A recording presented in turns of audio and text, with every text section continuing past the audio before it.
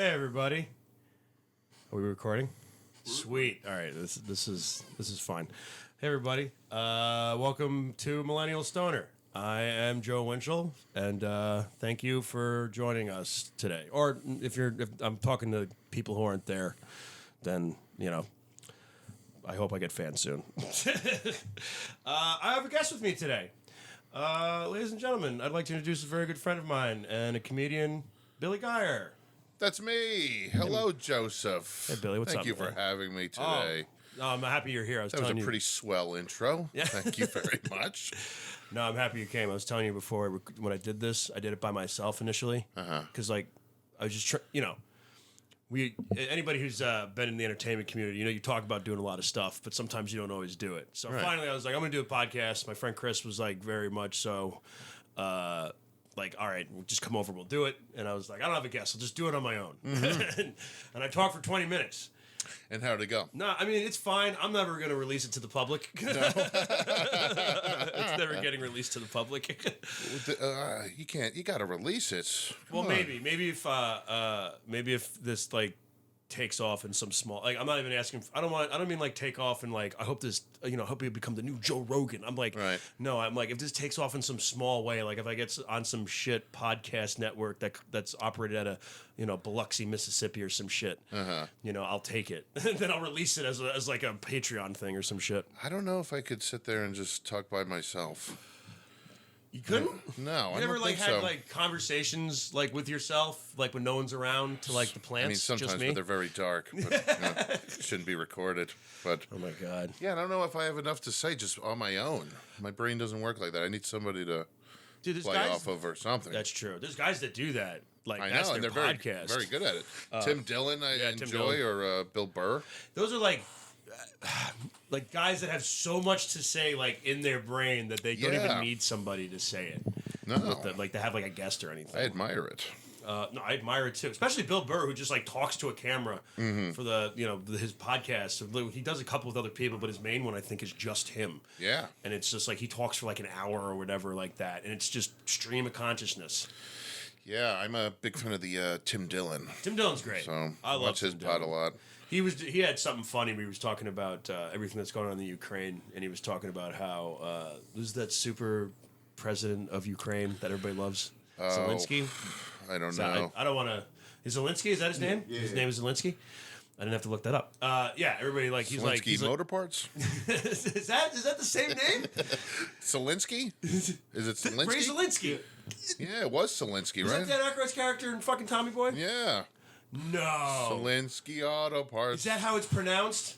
He was the auto parts king. Look up that pronunciation if you can, Chris. I heard this too the other day, and I thought the same thing. I didn't know if it was the same. Ray Zelensky. Ray Zelensky, the auto parts king. How's nobody made this meme? Oh, because we like him. That's what we do like. We don't want to make fun of him. Yeah. Yeah, but Tim Dillon started making fun of him. We talked about how he was like, I don't know. I feel like Zelensky's peaked. It's all anybody talks about. They want to screen him to the Oscars. What's he going to talk about? What's in this war? He's fighting a war right now. We're going to talk to these people in the audience in their fucking Gucci dresses? I was like, that's funny.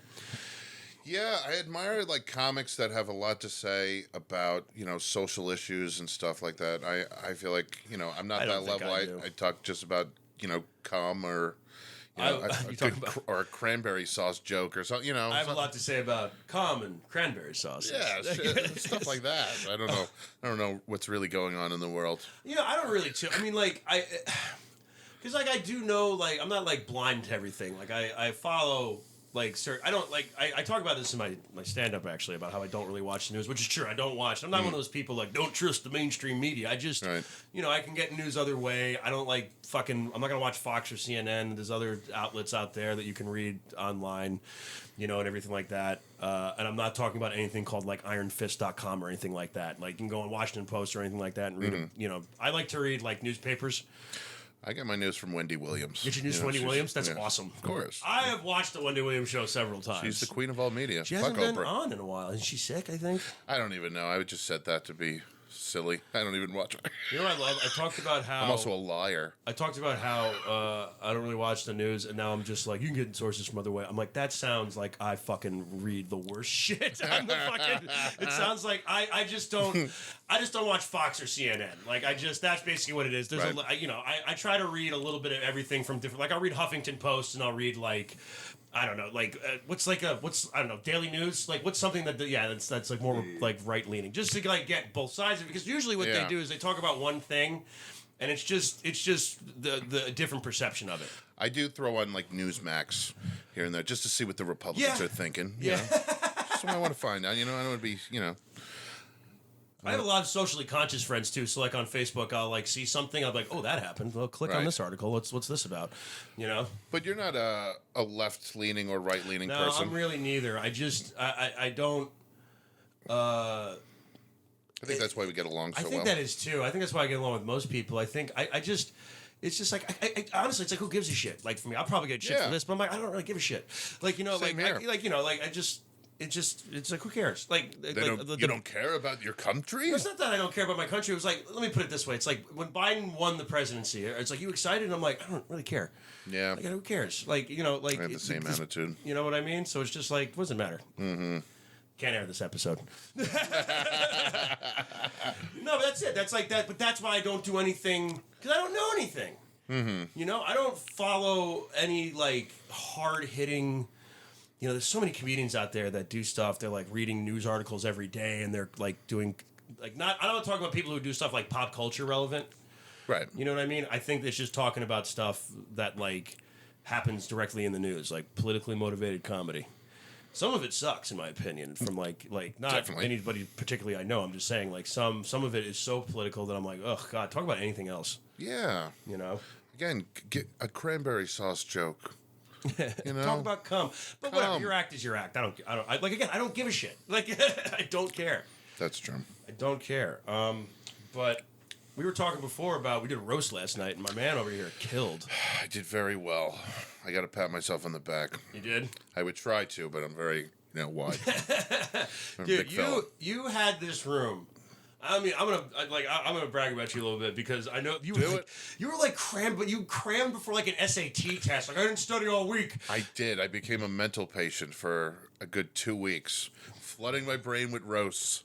I watched every roast. I DVR'd every roast off Comedy Central. Whenever I would see a roast on, I DVR it. Everything on YouTube, all the roast battles at the stands, and fucking all those. All the stuff on YouTube. Yeah, just constantly watch that for hours upon hours. I don't have a day job, so I just would watch roasts all day. There it is. I mean, well, it paid off. Yeah. You were incredible. I was getting a round of applause. I was getting applause breaks for jokes that I thought wouldn't even work. Yeah, I know. Like, oh my God. Yeah, I think you said at one point, applause break. Didn't expect that. Yeah. And it's like, it was just such a good, fun, and you went first. Yeah, because I was so scared and insecure that I'm like, oh, I should go first. Then I wanted to go first too, because I wanted to be the first person to touch on things, because I'm thinking, oh, there's going to be parallel thinking, Yeah, because I would say we're all making jokes on the same guy. Yeah, not to rag on anybody at all, and I don't mean that, but I think a couple things came up pretty. Yeah. Like, there was a couple jokes that had been said a few times. Which I knew was going to happen, but I just wanted to go first for that reason. I mean, I thought it fucking killed, man. Especially like the history of us doing shows at that Red Zone bar. Like, all due respect, I just want to say shout out to John, who's John the Agostino. owner. John's a cool guy, but like awesome, sometimes dude. we do shows there, man, and it is rough. Like, yeah, when I got there, first COVID or no, when I got there last night, there was a car that just had all the doors were open and nobody was in it. Was it on? No, but I'm like, did this car just get robbed? I guess I think I'm gonna move this spot. I didn't want to park next to that. I was like, this is bad luck. I like the idea of you pulling up next to it and seeing a car on like cinder blocks. Yeah, and you're being like, I'm sure it's fine. The other spot had glass broken in it. I'm like, where am I going? Where the fuck were you parking? In the parking lot at Red Zone. I mean, if there was ever a bar that, as soon as you walk in, you can tell it used to be a strip club. Yes, it used to be a strip club. Like, you look at the weird carpeting, the purple pattern on that, and you're like, yeah, this was designed to refract off black lights and pussy. But now it's a nice establishment. It is. They have a nice, have a nice plate of wings. I don't know. John Taffer wouldn't have to save it. It's Oh, I would love to see John Taffer walk into that bar. I think John would give it a C+. After he fired everybody, dressing down Johnny. Hey, you're gonna let this place go down in the tubes? I was like the bartender. Did you notice her just flirting with everybody? Yeah, that's what. This is. Let me tell you, I was a bartender for a long time. I never get mad about this. I just know that when they flirt with me, it means nothing. Know what I mean? You're just, you know what I mean. This is what I used to do when I was a bartender. I would flirt. And I mean this. And any male bartender in their 20s will say the same fucking thing, I guarantee it. You want a tip, sometimes you have to flirt with old ladies, okay? Right. I'm not like letting half a ball hang out of my pants or something like that. Like nothing creepy. Just like you say, you just say like flirty things and then they leave you a tip. The women do this. Women bartenders do the same fucking thing with every male. Yeah. I used to have a friend that would say, if I walk into a bar and I see a big long bar and one end is a female bartender and the other end is a male bartender, I'm going to go to the male bartender. You know why? You know how male bartenders make their tips? Oh. You got to do buybacks. So you're guaranteed a buyback. That's alcoholic talk, and just... Right. But I always see, I'm like, that's the hustle, though. Like, not the shit, like, that's what female bartenders, in my opinion... I know so many female... I'm from Long Island. I wanted to be the guy getting flirted with, though, from the bartender, which wasn't happening last night. Well... Maybe it was because... You're eating wings. Just, I don't understand why she's not flirting with me. Yeah, I was covered in multiple sauces and blue cheese. And, yeah, we also looked really poor because we were sharing a plate of wings. I don't think she thought we had much money to tip. Yeah, I guess not, yeah. That would be a weird three-way. Me, you, and Perillo. Rocco? Yeah. Oh, my God. Oh, my God. A threesome? I almost want to call him right now and see what he thinks of this, but we can't boot him in the computer. We'd all go, I don't know. That's a foursome. Wait, us fucking each other, or... No, there would be a lady, one of girl. course. I don't even know where I was going with this. I know exactly where you're going with it. Into the bedroom. No, with a lady, of course, I love how you just popped in. It's like, yeah, writing roast jokes, that bar's weird. Man, me, you, Perillo, that'd be a weird three-way. Weird three-way, right? You trying to tell me something, Bill? Well, you ever think about, all right, which one of your buddies would be the best, throw down Marry, with? Fuck, kill? Marry, fuck. That's a game I would love to play with the Long Island comedians. Actually, you, me, and Rocco is the perfect... Fuck, marry, kill in the Long Island comedy community? No, we're not doing this right now. I cannot release this episode. We'll get blacklisted. Because all the names that we could say, it's just, we're going to get so many angry phone calls if I put this episode up. We'll have to change the subject because I'm going to start throwing out names. Later when we're getting lunch where nobody can hear. That's so good. And I was like, this can be a 2-hour podcast right now of just you and me. Oh, my God. But no, you had a good set last night, man. You actually been, you've had a couple good sets lately. So, cool going on a streak lately. I hope it continues. Yeah, I'm feeling a little weird, though, because now the weather's getting nice. I can't wear my hats. That's where I feel like I keep most of my powers, in the hats. But you just got this nice, you just got the hair. For anybody, I know we're not doing video, but Billy Geyer, who usually has long hair and a long beard, is now much more of a well-groomed Geyer. Well, what did you say that I was looking like? Oh, I said it at the bar. Yeah. What did I say? Something homeless or... homeless? I said you looked homeless? Yeah, you said on the phone the other day. That's I'm sorry. You sound so upset. I don't know what it was. Yeah, you said it was a good line. It was like something and homeless. And this is why I have to write everything I say down.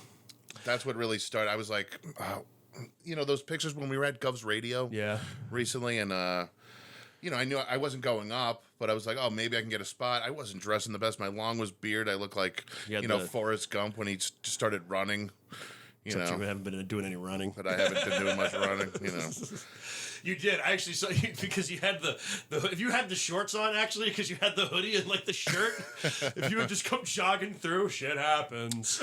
But I think that got to me. I'm like, all right, I got to up the look. Let me clean cut it a little bit. I've talked to you about this before. I think we always try to critique each other because I think it's how we stay afloat. I mean, you've been doing it longer than me, but just from a performer standpoint, it's nice to keep each other afloat. So I think it's nice, and I love your act. It's just one of the things that I think. If you ever get a chance, if you see Billy Geyer's face on a poster, go check him out. He's really funny.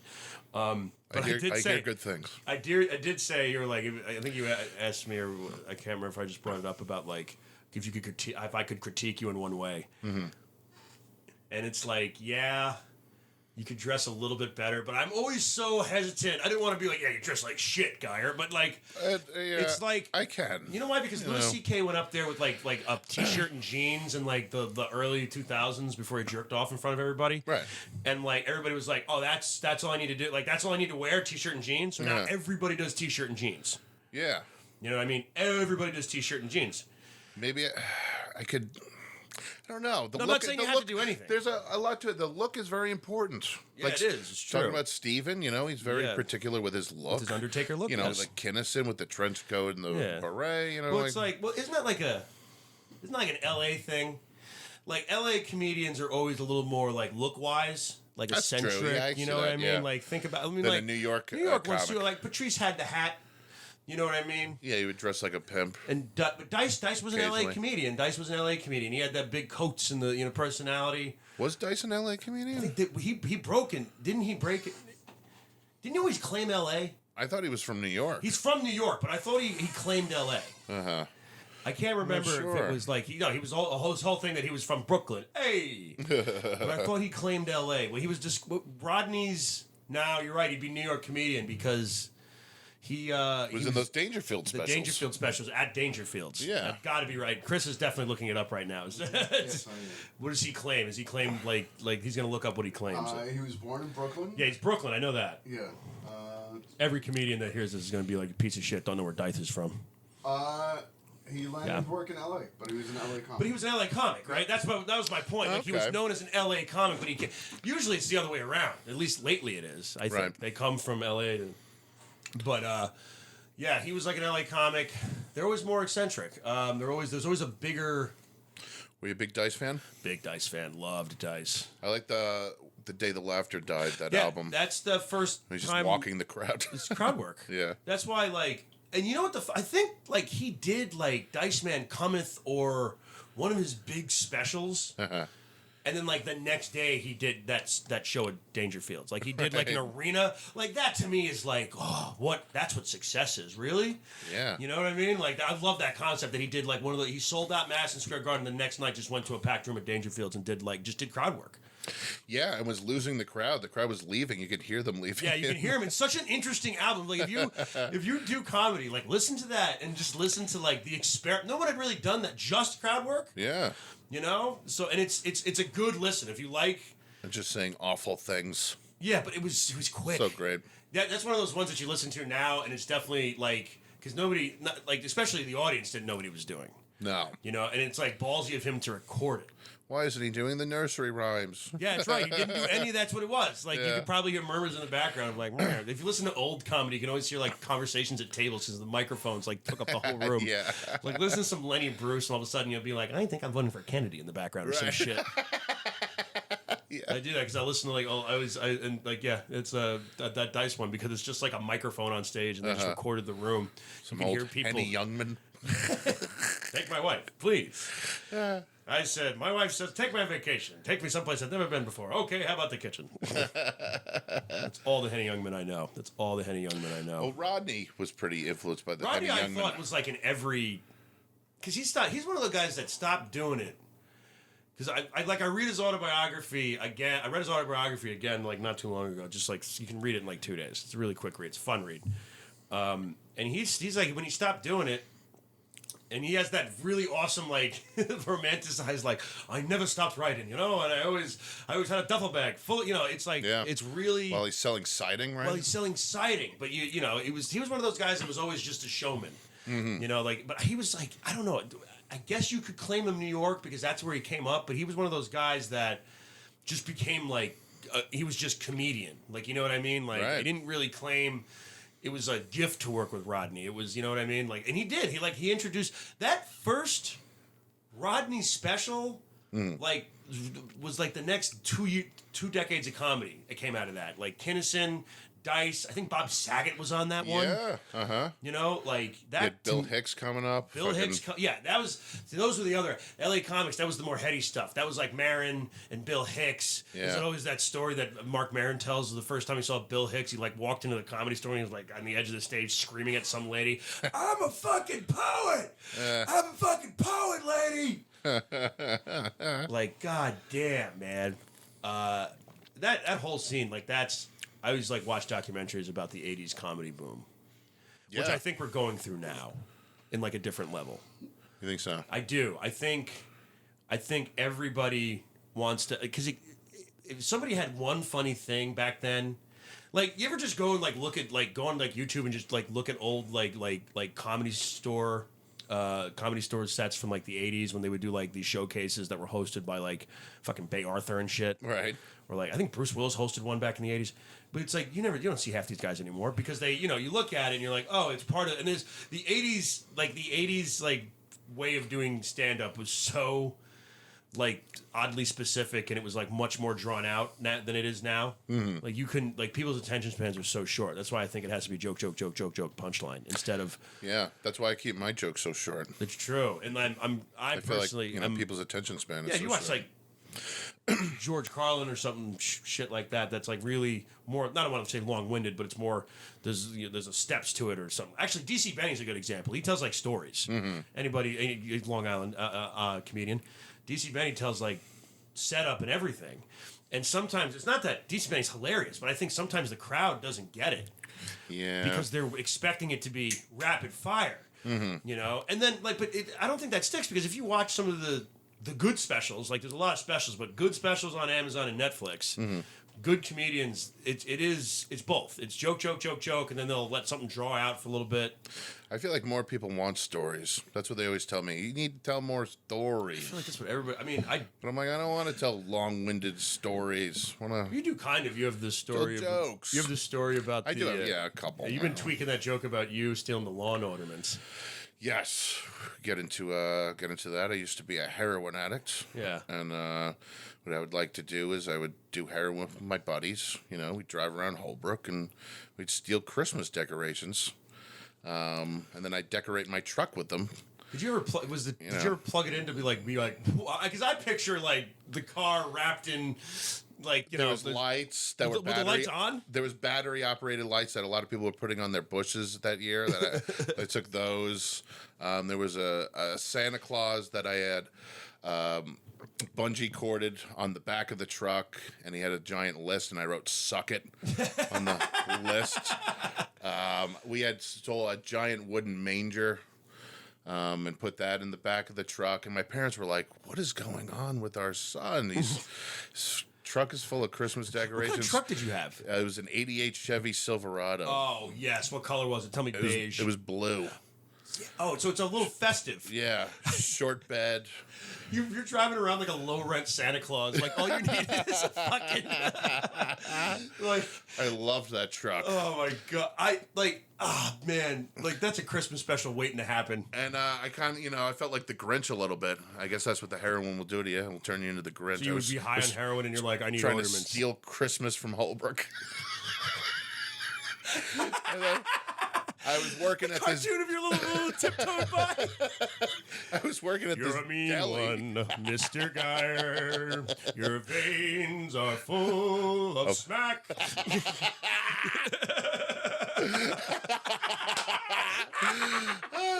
I worked at this deli in Holbrook where I was stealing all the Christmas decorations from, and people were coming in all the time, like, "Who the fuck took our snowman? His truck. Who drives that truck out front?" Were you like, I don't know, sir? But after a while, the one guy knew it was me. Oh, he came in and he was like fucking. He was like Hulk Hogan, like you. He knocked over all the pickle jars that were on top of the deli counter, and I literally had to fight this guy off with a hard salami. Literally, just like shoving in his. Get away from me! You're just trying to keep him at bay. And my managers at the deli were like, "What the fuck's up with this guy? He's always nodding off. He's doing heroin in the bathroom." What's up with this guy? Yeah. Maybe because he's doing heroin in the bathroom. Like his truck is full of Christmas decorations. that's like the fucking most amazing. That's like such a Long Island story. Like that's such a fucking. It's so Suffolk. You know, like I remember when I went to California. It is very Suffolk. I remember when I went to California. I went out to do some acting, and I was talking to my California friends, and just like the way I talked and the stories I would tell them, it wasn't like I shocked them. It's just like, what? Yeah. Like, we don't do that out here. That's janky, or whatever the fuck they say. You know, like, Right. Like if I introduced you to any of my California friends, they'd be like, "What the fuck, dude?" Like, Yeah, they think I'm a maniac. I yeah, mean, they thought I was a maniac just because I would I tell was them. young and dumb and full of cum, you know, I'm trying to think if I mean. and heroin. And heroin and cum. Couldn't get the cum out because of the heroin. That was a whole other thing. But no, we used to. I don't know. I never did. Because I never did heroin. We drank a lot. That was our thing when we were kids. We drank. Like, we would get bikes. We used to do that thing where you'd go and raid the liquor cabinet, except you were like, I just put all this liquor together and get really fucked up, right? So you have this mix weird, multiple liquors? Yeah, you have this weird, like Poland Springs bottle of, like, weird brown, but for some reason it's got, like, shades of other colors in it because you mixed, like, Grand Marnier and vodka. The worst Long Island iced tea and then ever. Scotch, and you're like, yeah, this is taking a party. I got liquor. You don't have liquor. You've got a bucket of yuck. A bucket of yuck.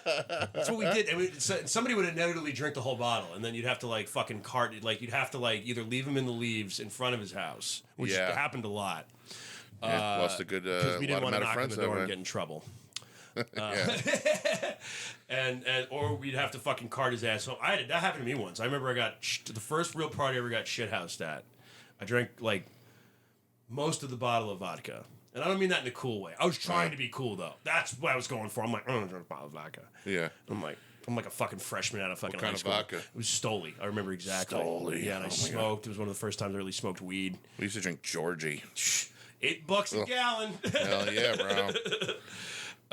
Yeah, I drank like fucking more of the. I remember falling asleep on the beach, like near the water, and I woke up and I'm like, I gotta fuck out of here. And I already told everybody that I was like, I had to be home at a certain time, and I told my friends, I'm like, fuck that, I'll go home and I'm having a great time. I was like, in my head, I'm like, this is the best ever. And then like I got home, and I remember getting dropped off, and I looked out the wrong side of the car. And I was like, this isn't my house. And they're like, other side. And I'm like, oh, this is my house. And then I got out. And it was like 1:30 in the morning. It wasn't like late, but it was late. This is not my house. This is not my beautiful wife. My mom's up waiting for me, like on the couch. Yeah. And I was like, I'm slick. I know what I'll do. I'm just going to tell her I'm tired. I'm going to go upstairs because it's not that late. I know what time. I'm hammered. And I go, hey, I'm covered in sand, by the way, because I fell asleep on the beach. So I just come in like shaking off, like, hey, nothing's wrong. Just like cockeyed and just reeking of fucking drunken Russian vodka. And they're just like, I just try to bypass her and go up the stairs because like when you walk in my house, there's like the living room immediately to the right, and then to the left is the stairs that go up to my room. So I was just like, I'll just bypass, and she'll be like asleep, and I'm like, oh hi mom, I'm really tired, I gotta go upstairs, and she goes, stop, and I'm like, damn it. Yeah. And she goes, you're drunk, and I'm like, yeah. And she goes, you gotta go to bed. I'm like, oh, why did you stop me if I was gonna do that anyway? Yeah. I remember saying that. She got pissed. And then she grounded me for like 2 months. Dude, that is the worst when you're young and trying like to hide 16. it, being drunk, coming And she home. made me go to work with my dad the next day. My dad had sympathy for me. God bless him. Bruce Winchell, he was saint. My mom was all pissed. My dad was like, it happens. I used to sleep under the fucking tractors at work because I'd be out all night drinking. Dads are usually cooler with that kind of thing. Sometimes I've seen it both ways. You know, I've seen like really cool moms. I've also seen parents that are like maybe too cool with it. I don't know if you ever went over to that kid's house. Oh, yeah. No, definitely. Let's go over to Brendan's house. His parents let us do coke in front of them. Like, like that shit's fucking crazy to me. Yeah, there's got to be levels to it. You know, there's boundaries. Well, line. There's what a boundaries line. did you have? I I mean, my mom would let us drink at the house. So you had one of those? But not like other stuff. I used to have poker games in my basement, and it was pretty like my mom was kind of aware that like we would have beers down there, and she was pretty cool with it. Right. That was after I got fucking grounded, because like I never got in trouble again because I got really good at lying. So no, I just knew to think forward and be like, I'm going to stay at so and so's house. Meanwhile, I'm sleeping on the side of the road, and then walking home the next day like, Heather's party was great, Mom. I'm just going to change out of these rags that I have on. We had an abandoned house in Holbrook that drinking the abandoned house. We would dump kids there if they got too drunk and they didn't want to go home. And it's like everybody else had to go home, because we had curfews or something. Like, God. All right, we're going to dump you in the abandoned house. You sleep there tonight. And that's how the old Hookman murders started. No, we had, dude, I remember one time, we would talk about fucking, you ever get stuck with somebody? What do you mean? You're driving, so you're going from like one party to another, or if you're at a party and then you're like, let's go back to fucking Brian's house and smoke or some shit. Okay. Where you chill over there. This party kind of sucks. And inevitably, like every once in a while, like some rando would end up in my car. Right. And I remember this so well. I was at a house party. We were on a house party out in like out in Sag Harbor, where I live, and then we were going to go to Shelter Island, and you had to get a ferry to go to Shelter Island. It was like it's in the middle. You remember when we went to Mohegan Sun? We took all those ferries. Yeah. Okay, so the first one we took to go to that first stop, that was Shelter Island. Oh, okay. So there was like we would go over there and like there was like weirdly like cute girls over there too. So we're like, we're going to Shelter Island. We're gonna get hit on Shelter Island girls. And I remember it was like my friend Richie. I was in my grandmother's car. Oh my God. Like, and I remember like I switched cars because somebody puked in it, and I was like, yeah, that's what happened. So what happened is everybody gets in the car, and it's like my friend Richie, my friend Dan, my friend it was like two other people there. I knew one of them and I didn't know the other one. His name was like Frank or some shit. And he fucking I'll never forget this driving in the middle. And you looked at the kid, and I looked at him. I'm like, "Yo, dude, are you okay?" You know when you look at somebody when they're hammered, and you're like, "You are sweating," and it is like fucking February right now. You do not look good, bro. Should you be in a car right now? Yeah. And they assured me because one of my friends knew him kind of, and they're like, "We're giving him a lift," and I said, "Is he cool?" And I think it was my friend Dave. It was Dave, yeah. And he goes, "Yeah, I think so." Good enough for me. Right. Hop in. My friend Richie's in the back seat. My friend Dave's in the front. And this fucking kid just we get like 10 minutes down the road, and all of a sudden I just see him like in the mirror, just like lean over like to the left to my friend Richie, and he goes, "What's happening?" And then all of a sudden I hear the retch, and then I hear Richie go, "God damn it, I feel warm." And he fucking gets out of the car. He's covered. He's got shorts on. He's covered in puke. I'm worried that he's gonna beat the shit out of the kid. He's not happy. Yeah. And I was like, I looked at this dude and I'm like, "Where the fuck are you going?" And he goes, "Shots around." I go, "Good, because wherever you're going, you're staying there." And I was like, "Never again." And I looked at Dave and I'm like, "Dude, never again will you bring one of your weird friends into my car." Because it was my grandmother's car too. Weirdly enough, though, only a little bit got in my grandmother's car. That's good. You ever puke in somebody's car? No, I puked in a club once though. Oh. Yeah, this is a funny story. Like on the dance floor? Yeah, right on the dance floor. We're slipping in it. Right on the dance floor. This is funny. I remember this is when I wanted to go see. Me and my cousin went to go see Dane Cook. This is when Dane Cook was huge. Oh. At the theater at Madison Square Garden. It was my cousin Melissa and me. And my cousin Melissa was like a fucking she was like she worked at like a club that's like a parking lot now that like it was like a hot club in New York at the time. But she knew like every cool bar and every bartender. She was one of those, and she I remember we got to her apartment, and she's like, "I have cold pasta and 2 Budweisers," and I was like, "Okay." So we drank the Budweisers and we ate the pasta, and then we went to Madison Square Garden. We got like Amstel Lights at the Dane Cook show. That's where I saw Bobby Kelly for the first time. Bobby Kelly opened for him. Yeah. And I was like, this fucking fat guy's hilarious.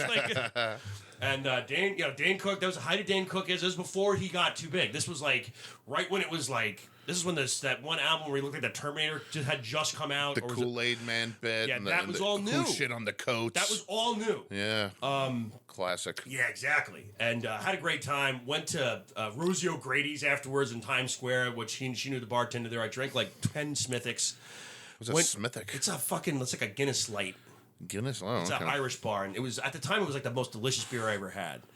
And then we go to the club, and it's like, and this is the first time I had Jameson, and there was like a bar by the bathroom. So every time, and I remember like being in the club, and I'm young, so I'm like, I'm fucked up, but I can handle it. You know what I mean? And I'm like 18 years old, I think, and there was a bar we were in the VIP, the bar by the bathroom, and in that fucking VIP area, there was like a bar. You had to go through it to get to the bathroom. And I remember I'm like, I have to piss. And they got like sushi came out at one point. I'm eating sushi with my hand. I'm like, oh, amazing. And then like, and she's like introducing me to all these weird rich guys that like hit on her all the time. You know what I mean? And she's like, I hate them all, but they give me money. And I love my cousin Melissa, but this is what she did. And I'm in the VIP. We go upstairs.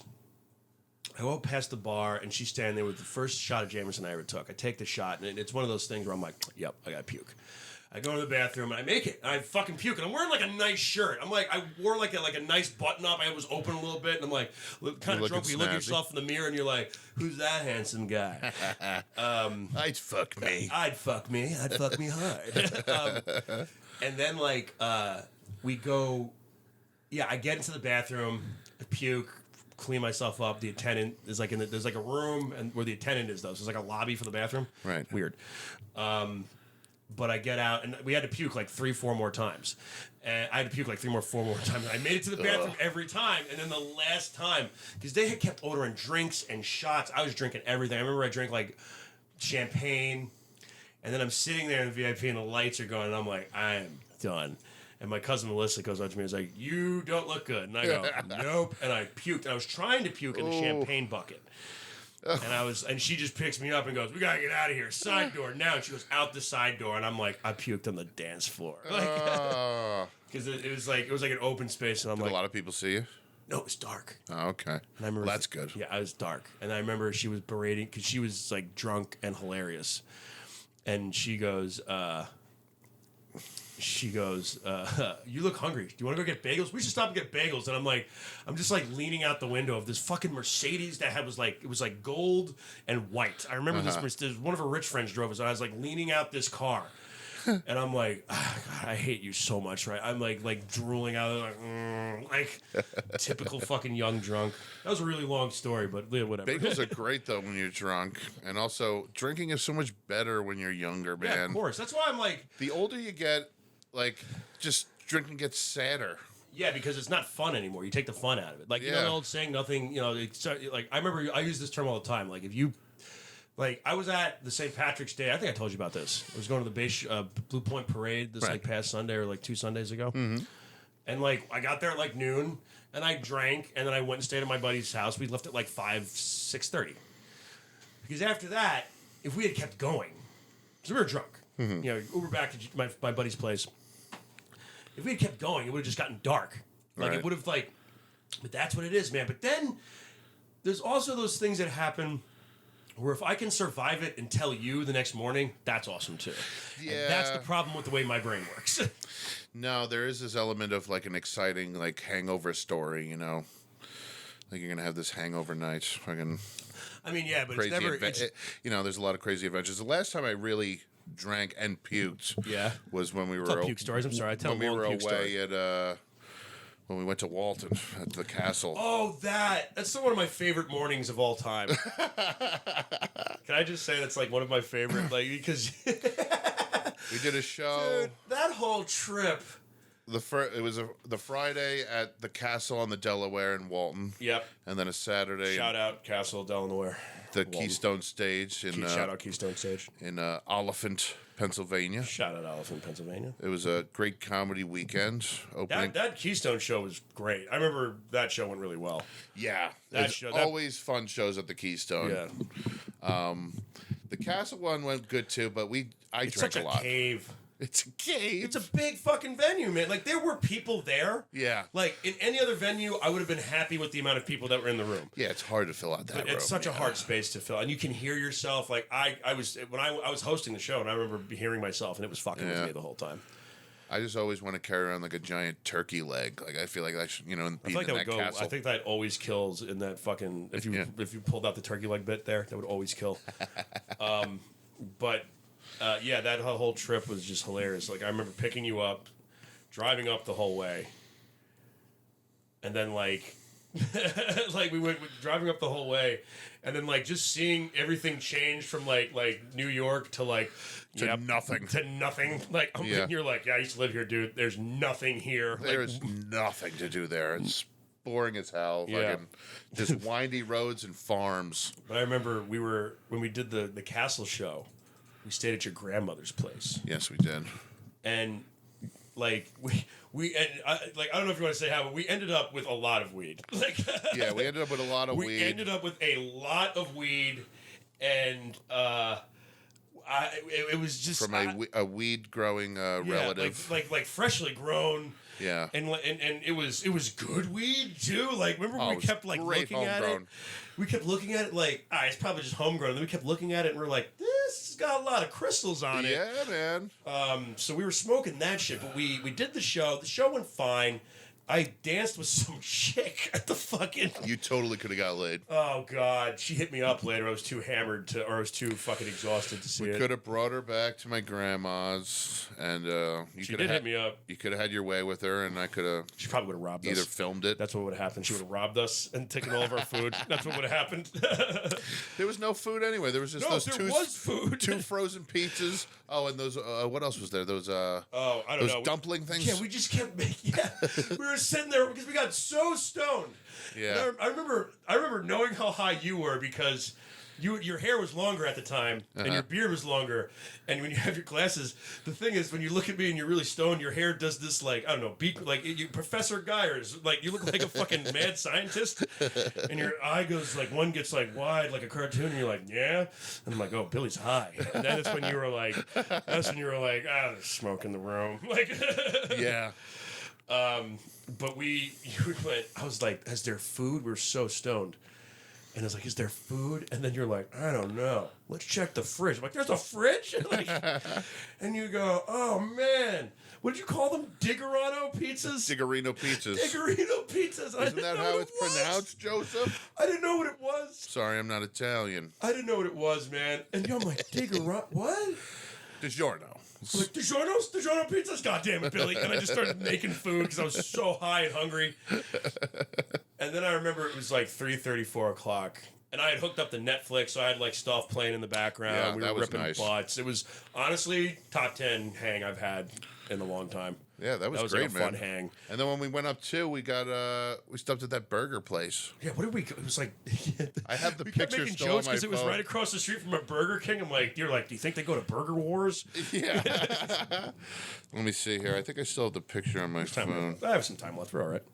It was Jake's Wayback Burgers. Yes. So it's a good burger there. Yeah. Oh, that's what I had in my fucking Stay Puft. Oh, man. Yeah. Be good to go up there. And then look at this picture, too. This is both of our energies meeting. What is going on there? That's right. We were in there. Yeah, that was a good one. Oh, man. Photos. We'll tweet these out on the Twitter post. It doesn't exist. We could do some shameless promoting here. Oh, yeah. You got shows to plug? Friday, April 22nd. I'm going to put this out within the next couple days, so... we got the big one Friday, April 22nd. You know. Oh yeah, Governor's Giggle Room, Uncle Terry and the Funky Bunch. It's Uncle Terry's birthday. Yeah. We want to try to pack the room out. So contact Governor's. It's the Giggle Room show on the April 22nd, 8 o'clock, Billy. I think so. I think it's 8. I think doors at 7, seeing at 8 p.m. Get there at 7:30. I just had the flyer. Hold on. I'm sorry. But come on down. It's going to be Terry McNeely's headlining. Yep, 8 p.m. Yep. So get there at like 7. Giggle Room. They just redid the Giggle Room. It looks awesome. It looks great. It really it's a lot does. bigger. It looks not like as it's crammed. Such a good space for doing comedy. Fucking Mandy Jones and Bonnie Scalisi are on it as Jones, well. If anybody's fans of the wildflowers or wallflowers. What are they called? I believe it's the wildflowers. I think it's the wildflowers. Chris is like, all right. Wildflowers and everything. We've got a couple. Anything else? Oh, I'm going. If anybody in the Connecticut area, I'm going to be at Mohican Sun, 24th in Comics Roadhouse. John Butera headlining. Also, Rob White will be on that show. If you haven't seen Rob White and you're from Long Island, do yourself a favor. Dude's fucking hilarious. Go check him out. He's a great guy. He's a great guy. We just did that Bellport Brewery show with him. Yeah, another fun show, man. It was snowing like crazy. Yeah. I'm glad the weather's like, now it's getting nice. Yeah, I know. It's supposed to be beautiful out. It rained a little bit today, I think. But I fucking driving to that brewery show. It was snowing. Yeah. My windshield wipers were busted. I was like, this is how Michael Keaton died in that fucking Snowman movie. Jack Frost? Yeah, I'm going to turn into a snowman tonight. I know it. All of a sudden, me, Rob White, and John look out the window, and you're just the snowman's just like this. Kind of looks like you, though. It's got a beard. Why does a snowman have a beard? Hi, guys. It's like the Brisk commercial. Remember the Brisk commercial? Yeah. The Brisk commercial, yeah. We don't have a lot of time left, but I forgot to say it. I open every show with a song. I opened with the Razor Ramon theme. So sadly, Razor Ramon, Scott Hall passed away. It sucked. I was real upset because I'm a man-child who watches silly gay boys and spandex throw stuff at each other. But classic he wrestler. was my favorite. He was absolutely one of my favorites. Shout out Scott Hall, Razor Ramon. Yeah, man. So those epic ladder matches with Shawn Michaels. He did two, man. He did one. He did the one at WrestleMania 10, and then he did.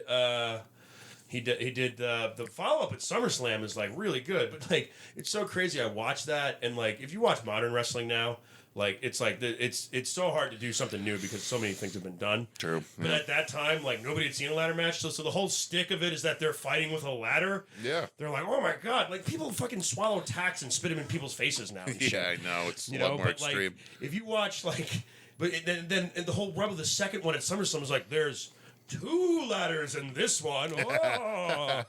Again, people are on fire on a daily basis in Japan for your entertainment. Like that's, but Razor Ramon was one of the best. He was one of those dudes that I was a staunch when I was during the Monday Night Wars. I was like, fuck WCW. But when Nash and Hall went over there, I was NWO like, days. Yeah, I had to check it out. So I would always flip back and forth. Yeah. Watch WWF and then I'd watch WCW and everything, and it was always because of like if I knew the NWO was going to be on or Scott Hall was going to go up there and go, hey, I used to do this thing to fuck with the crowd where it's called the survey, and he would go out there at the beginning of the show when the NWO was real excited and he was real like big, and he would just go, hey yo, let's take a survey, like who came here to say WCW, and nobody would cheer. And then he would just say, who came here to see that? And he would even say it. They were so popular at the time. The crowd would just say, NWO. And then he would leave the ring. Because he's the coolest guy in the world. He is awesome. So, I don't mean to nerd out about it. We got to wrap up. I'm already going over. But Scott Hall, fucking champ. Quick question. Yeah, what would you create, what would you make with all the toothpicks Scott Hall has used over the years? I'd make a ladder. Nice. We're going to end on that. That's great. Guys, thanks for tuning in. Maybe I'll release that first episode. This episode will get released. Thanks, Billy Geyer, for coming and hanging out. I got to have you back as much as I can. Thank you, man. I love it here. A different host every week, a different guest every week, and just bullshit with them. Otherwise, tune in next week for Millennial Stoner. And take care of yourselves, guys. I don't have a sign. I'm not like Walter Cronkite. I don't have anything like right and good luck. Well, it's still new. You gotta. I know. Still working out the kinks. All right. Credits.